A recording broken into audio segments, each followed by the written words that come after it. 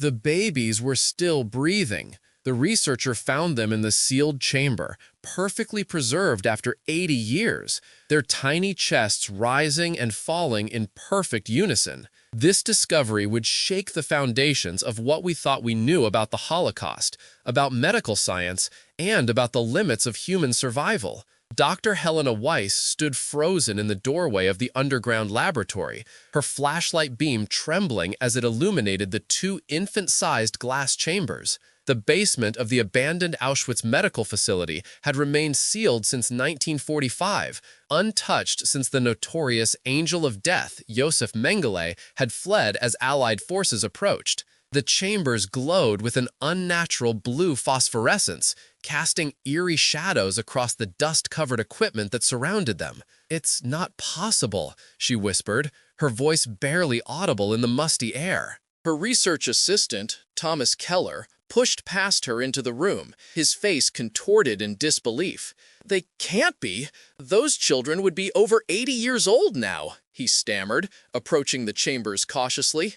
"This has to be some kind of preservation technique, maybe formaldehyde or—" His words died in his throat as one of the babies turned its head toward the light, eyes blinking slowly, tiny fingers flexing against the glass. Dr. Weiss was no ordinary researcher. As the head of the International Holocaust Documentation Project, she had spent 27 years tracking down and documenting the atrocities committed in Nazi concentration camps. With 3 PhDs in history, forensic science, and bioethics, she had earned a reputation for uncovering historical truths that others had missed or deliberately obscured. But nothing in her extensive career had prepared her for what lay before her now. The laboratory had been discovered during a routine archaeological assessment of the Auschwitz-Birkenau complex. Ground-penetrating radar had revealed an anomaly, a hidden basement beneath what had once been Mengele's primary research facility. The authorities had granted Helena exclusive first access to document whatever they found before official excavation began. She had expected to find documents, perhaps preserved specimens, but not this. Not living children who should have died or grown old decades ago. Thomas took another step forward, his scientific mind struggling to process what his eyes were seeing. "The temperature in here is just above freezing," he noted, his breath visible in the cold air. "But these chambers, they're warm." Helena finally found the strength to move, approaching the chambers with professional caution masking her horror. The babies, identical twin boys from their appearance, were submerged in a thick, clear fluid that wasn't quite liquid and wasn't quite gel. Electrodes attached to their temples connected to ancient-looking machines that still hummed with electricity, despite the facility having been disconnected from any power grid for over 8 decades. "We need to contact the authorities immediately," she said, already reaching for her satellite phone. Thomas grabbed her wrist, stopping her. "Wait, look at this." He pointed to a journal on the nearby desk, its leather cover cracked with age, but otherwise perfectly preserved. "We should understand what we're dealing with first." The journal was written in Mengele's distinctive handwriting, a mixture of German scientific terminology and personal observations. Helena's hands trembled as she carefully opened it, the spine cracking from decades of disuse. The first entry was dated April 12, 1944. "Twins present the perfect control group," she translated aloud. "Subject A and Subject B are identical in every way, allowing for variable isolation. Today marks the beginning of Project Lazarus, the suspension of biological processes without termination of life."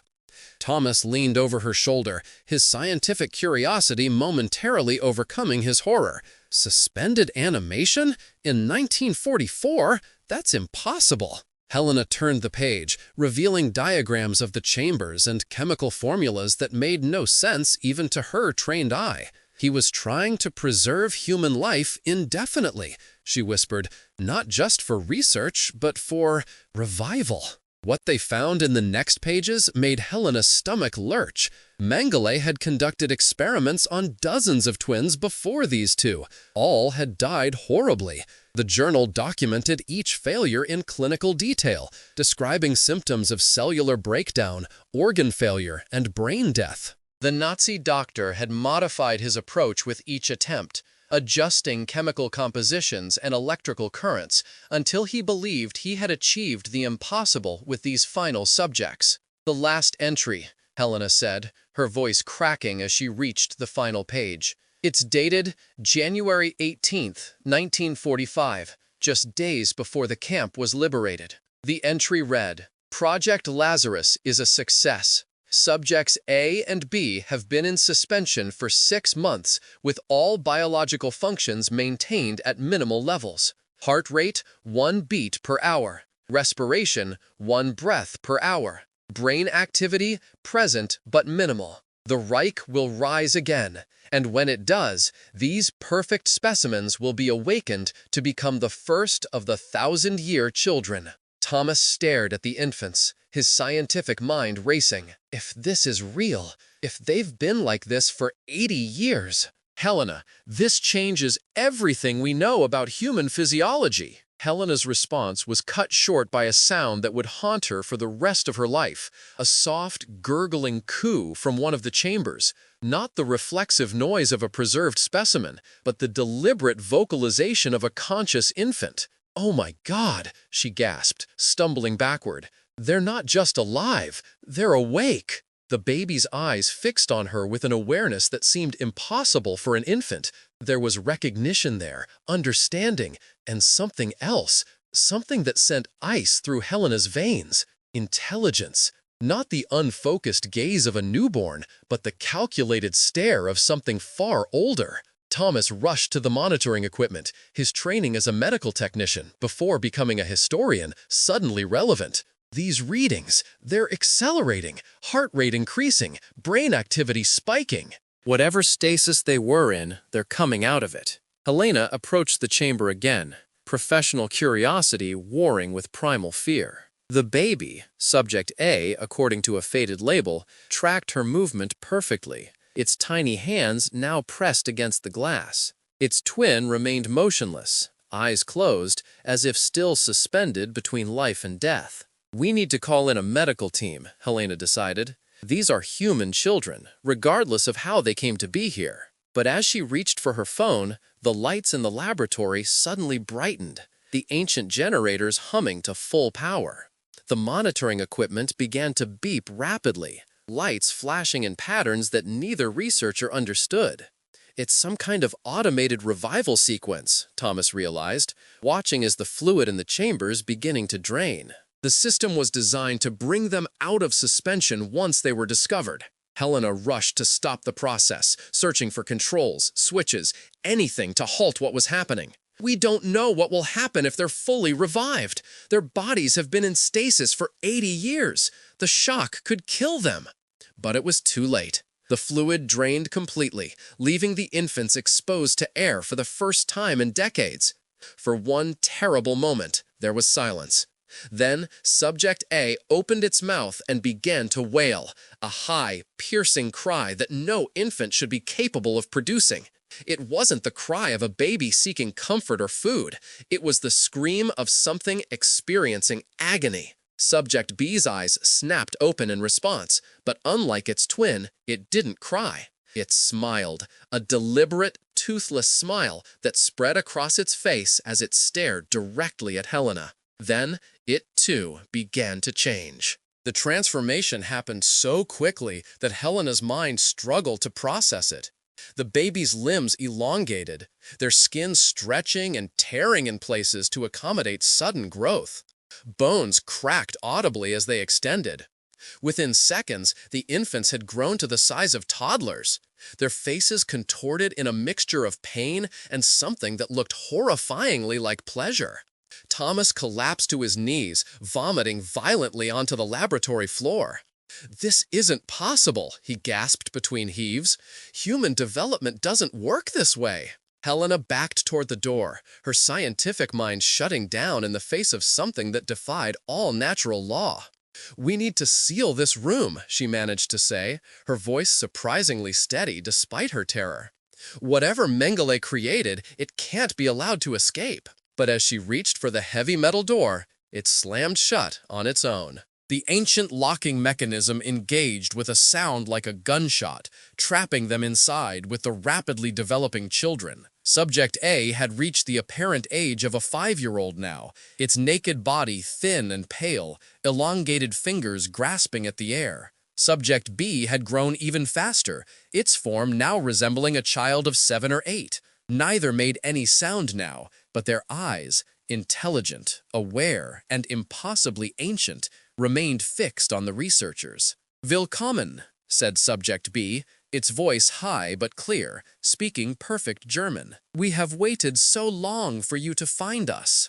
Helena felt her world tilt as the impossibility of what she was witnessing crashed over her. A child born in 1944, preserved in some kind of stasis for 80 years, was now speaking as if it had been conscious the entire time. "What are you?" she whispered, her back pressed against the cold metal door. Subject B tilted its head, the gesture unnervingly adult for its childlike appearance. "We are the future that was promised, the first of the 1,000-year children. Dr. Mengele called us his masterpieces." Subject A had reached the same apparent age as its twin now, their development synchronized once more.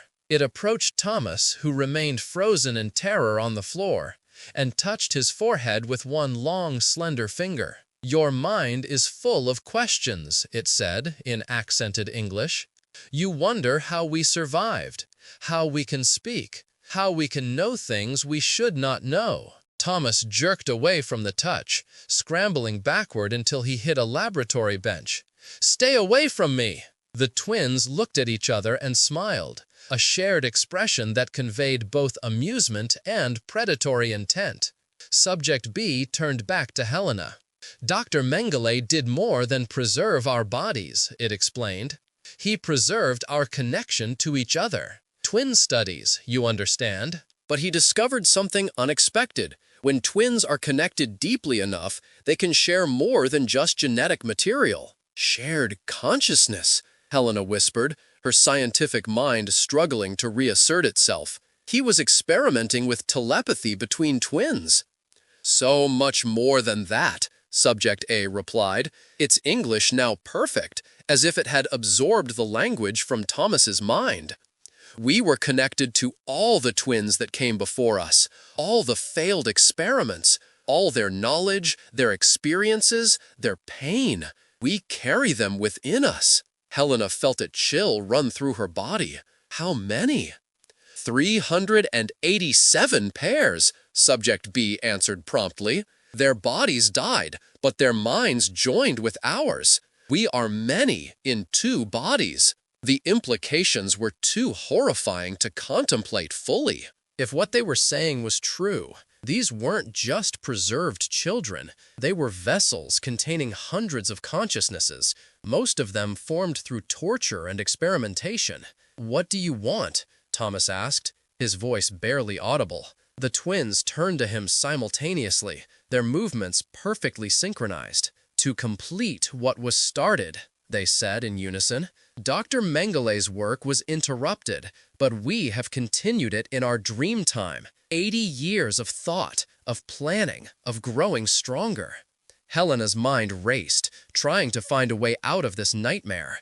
The satellite phone in her pocket would be useless this far underground. No one knew exactly where they were in the vast complex of Auschwitz. No one would come looking for them until tomorrow at the earliest. "You're afraid," Subject A observed, now appearing to be about 10 years old. "You should be.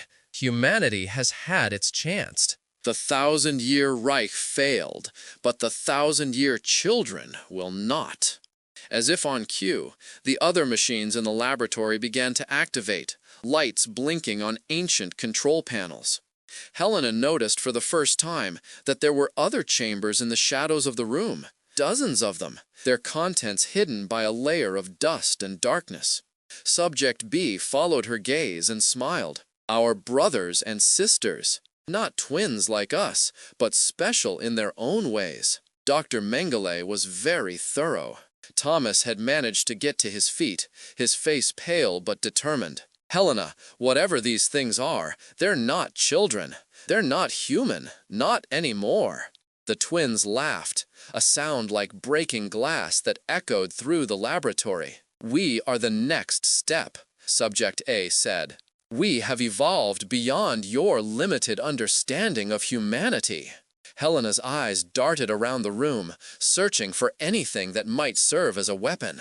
Her gaze fell on a heavy metal instrument tray near the door. If she could reach it, Subject B's hand shot out, grabbing her wrist with impossible strength for its size. "Your thoughts are so loud," it said, its voice almost sympathetic. "You still think in terms of physical threats and escapes. We moved beyond such limitations decades ago." With its free hand, the child thing reached toward Helena's face. She tried to pull away, but found herself paralyzed, unable to move as those cold fingers pressed against her temple. And then she was drowning in memories that weren't her own.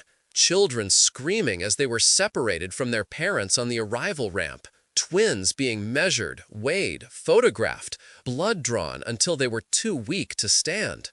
Mengele's face, handsome and interested, as he explained to his assistants what would be done next. The pain of needles in eyes, of scalpels without anesthesia, of chemicals that burned through veins like fire. Helena screamed, the sound tearing from her throat as the flood of memories threatened to overwhelm her sanity. Through the haze of borrowed agony, she saw Thomas charging toward them, some kind of metal rod in his hands. Subject A turned lazily and raised a hand. Thomas froze mid-stride, the rod clattering to the floor as he clutched at his chest, face contorted in sudden, devastating pain. "Your heart is failing," Subject A informed him matter-of-factly.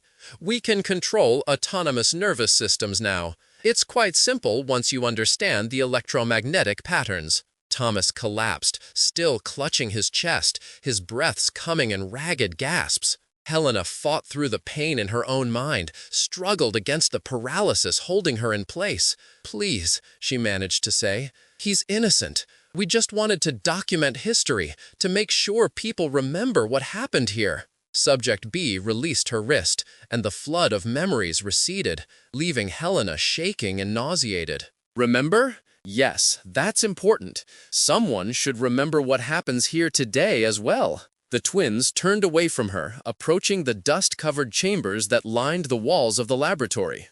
With synchronized movements, they began wiping away decades of grime, revealing the contents.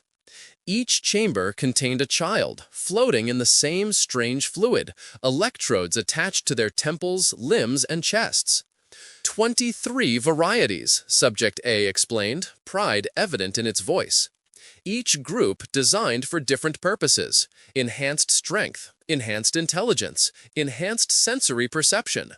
Some can withstand extreme temperatures.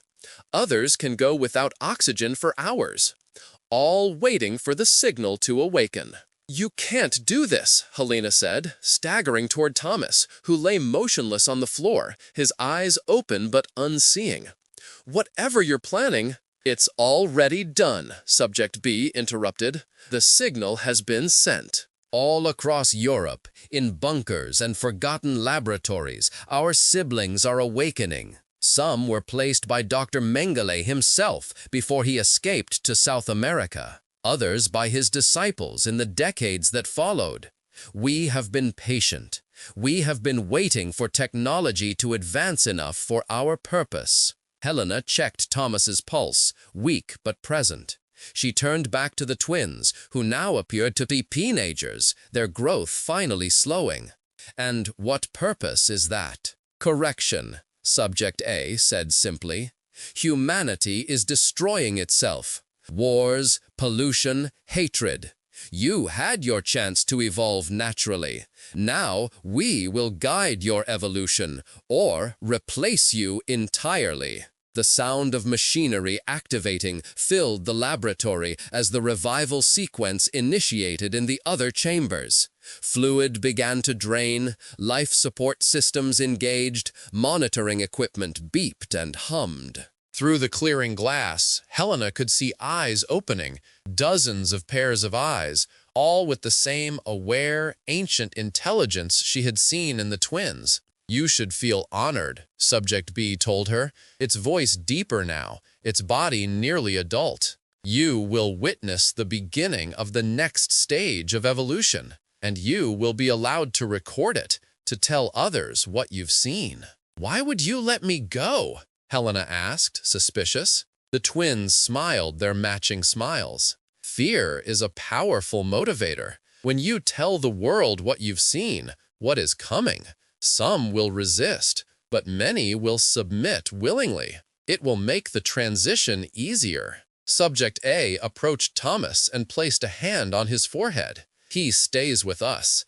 His medical knowledge will be useful as our siblings adjust to physicality after so long in dreamtime."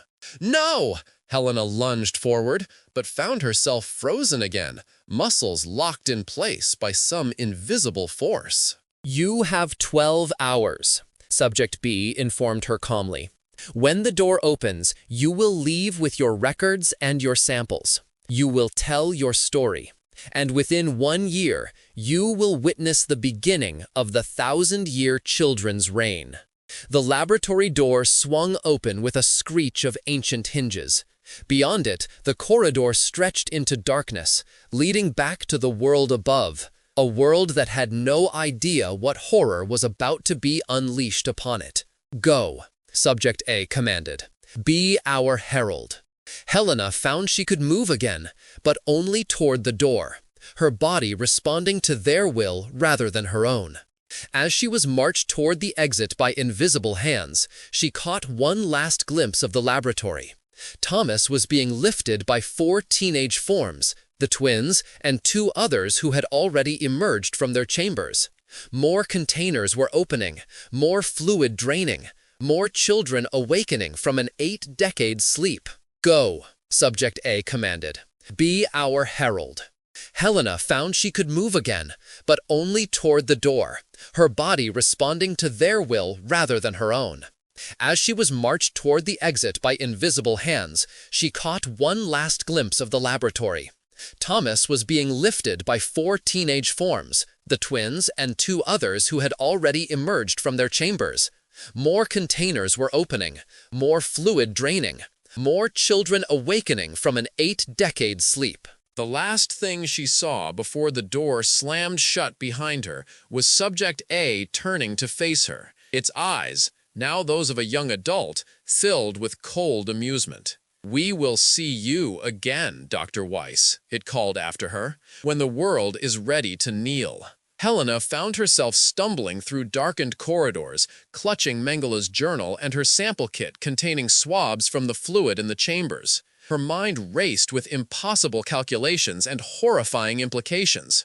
If what she had seen was real, if those children had actually been preserved for 80 years and were now awakening, what did that mean for humanity? 3 days later, Polish authorities descended on the Auschwitz complex with a full hazmat team, guided by Helena's frantic directions. They found nothing. The underground laboratory was empty. No chambers, no equipment, no Thomas, and no sign of the twins or their siblings. The only evidence that Helena hadn't lost her mind was the journal in her possession and the unknown fluid that defied chemical analysis. The official report concluded that Helena Weiss had discovered preserved specimens and documentation of Mengele's experiments, nothing more. The trauma of the discovery, combined with the oppressive atmosphere of the death camp, had caused her to experience a stress-induced hallucination. But Helena knows what she saw. She carries the memories they forced into her mind, hundreds of children tortured in the name of creating something beyond human. And every night she dreams of their eyes opening across Europe, one by one, as the 1,000-year children awaken to claim their birthright. The journal sits in a secured vault in Geneva now, its contents deemed too disturbing for public release. The fluid samples have disappeared from the laboratory where they were being studied, along with 2 research assistants who were analyzing them. And just last week, reports began to emerge of missing children being found, children who had disappeared years or even decades ago, who hadn't aged a day, and who couldn't explain where they had been. Children with identical stories of sleeping for a long time and waiting for their brothers and sisters. So I ask you, could Mengele's experiments have succeeded beyond anyone's imagination? Are there really children out there who have slept for 80 years, carrying the collective consciousness of Holocaust victims within them?